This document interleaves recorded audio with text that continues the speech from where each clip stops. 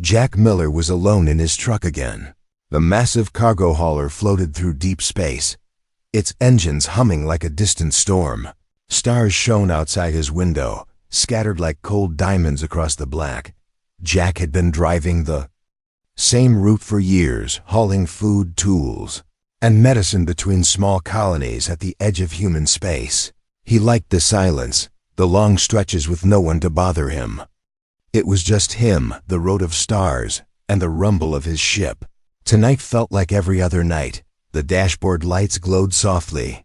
The coffee in his cup holder had gone cold, and the radio played low static. He yawned, leaned back, and watched the empty void ahead. But then, a blip appeared on the radar. It was faint, small, and moving slowly, almost drifting. Jack frowned. In this sector, there was nothing. No stations, no colonies, no ships, only rocks, dust, and the silence of space.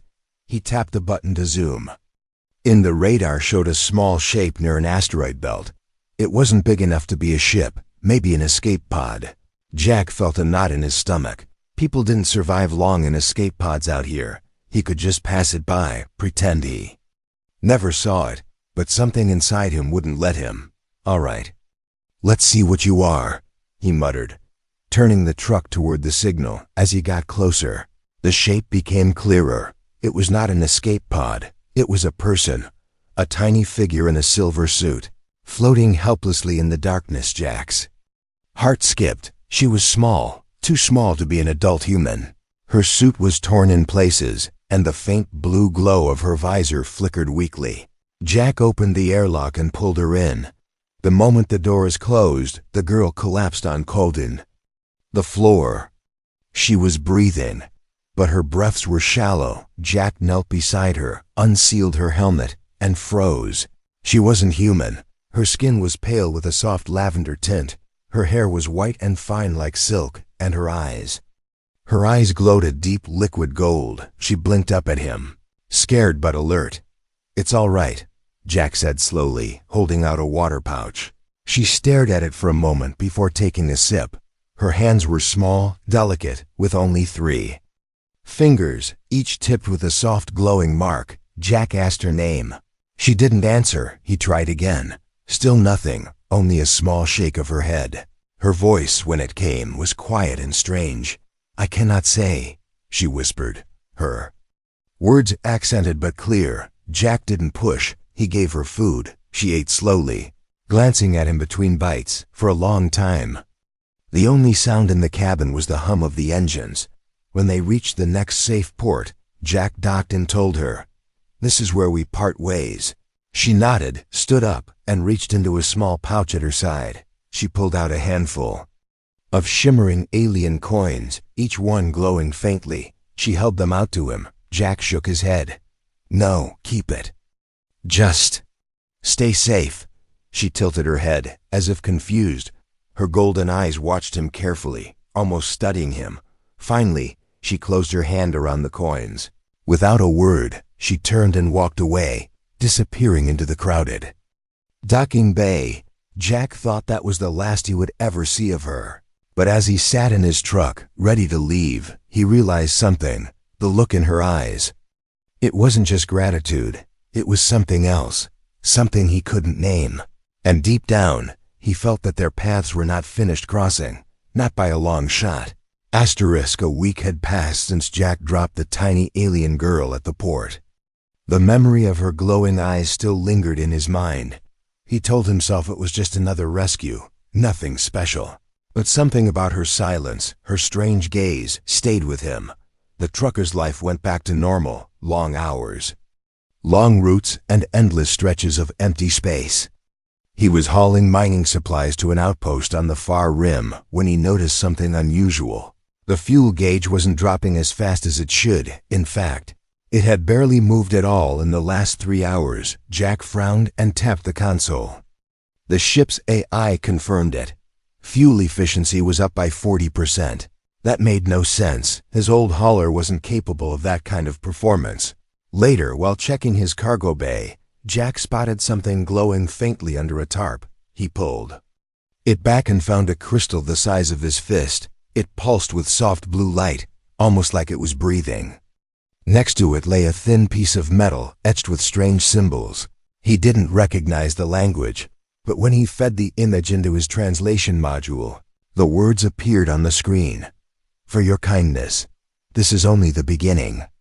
Jack stared at the message. It had to be from her, the alien girl. But how? He hadn't seen or heard from her since the port. More importantly, how had she gotten onto his ship again without triggering the alarms? Before he could think too long, the ship's sensors beeped. 2 small freighters had just jumped into his sector, both unmarked, both following his trajectory. Jack's gut tightened. He had seen that pattern before, shadow ships tracking a target. Something told him they weren't here for the cargo. They were here for him. Or the crystal. Jack kept one hand on the controls. The 2 freighters stayed just far enough away to look harmless, but their positions never changed. Always behind him, always in range. He'd been on the road long enough to know when he was being hunted. Crystal sat on the co-pilot seat, glowing softly like it didn't care about the danger. Jack didn't know much about alien tech, but he knew enough to realize this thing was valuable, maybe priceless. And priceless things got people killed. The comms crackled suddenly. A distorted voice came through, low and sharp. "Cargo hauler 74 kilo.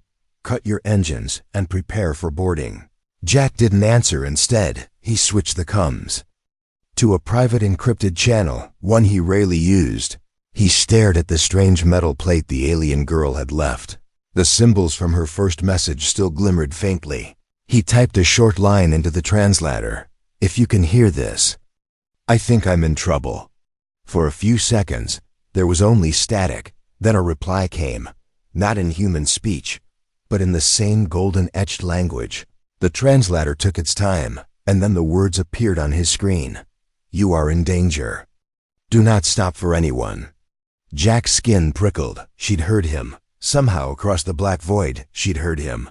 He tightened his grip on the throttle. The freighters were moving closer now, their engines flaring brighter. One slid to the left, cutting off his escape route. The other began drifting forward, trying to box him in.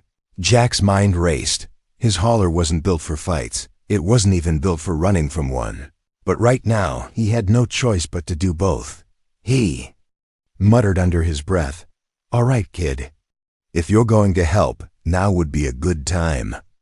Asterisk. The blackness of space exploded with sudden light. The first freighter fired a warning shot, a beam of orange plasma that cut across Jack's path. The second ship accelerated from behind, locking him in. Jack's heart thumped hard. He pushed the hauler's engines to full, the old machine groaning in protest. But the freighters were faster, sleeker, built for hunting. Within seconds, they were on him.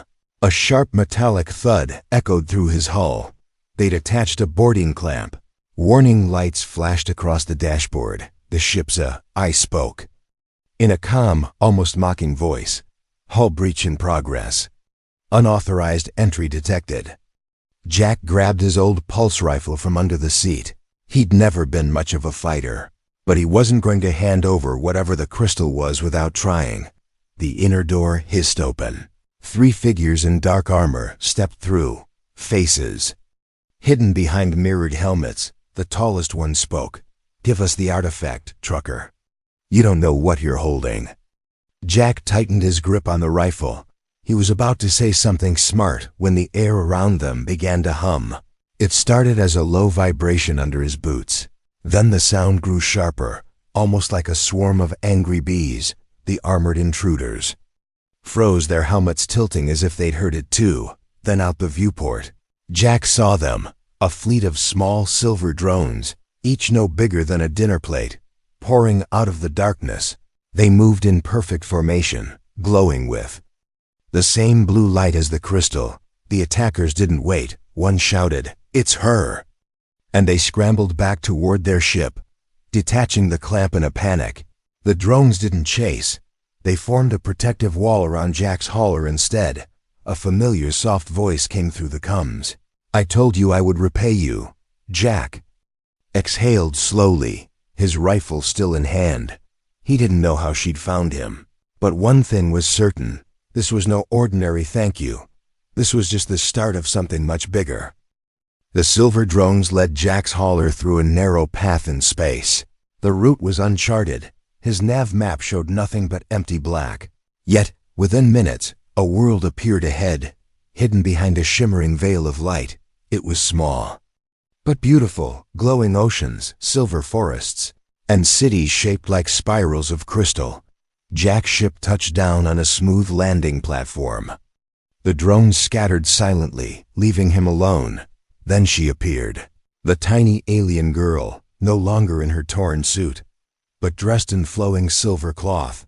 Her golden eyes seemed brighter here, reflecting the light of her world. "You came," she said softly, as if it was the most natural thing in the universe. Jack stepped out, still holding the crystal in his hands. "I didn't have much of a choice," he replied. "Those guys back there weren't exactly friendly." She smiled faintly. "They are hunters. They want what my people protect." Jack glanced around at the shining city. "And what exactly is that?" She stepped closer, touching the crystal gently. "This is a heartstone. It powers our cities, our ships, our lives. It is also the reason we hide." Jack frowned. "And you, what's your place in all this?" Her expression changed, more serious now. "I am Leora, daughter of the High Regent. I am the next ruler of this world." Jack blinked. "You're a princess?" "Yes," she said simply. "And the night you found me, I had escaped from an attack.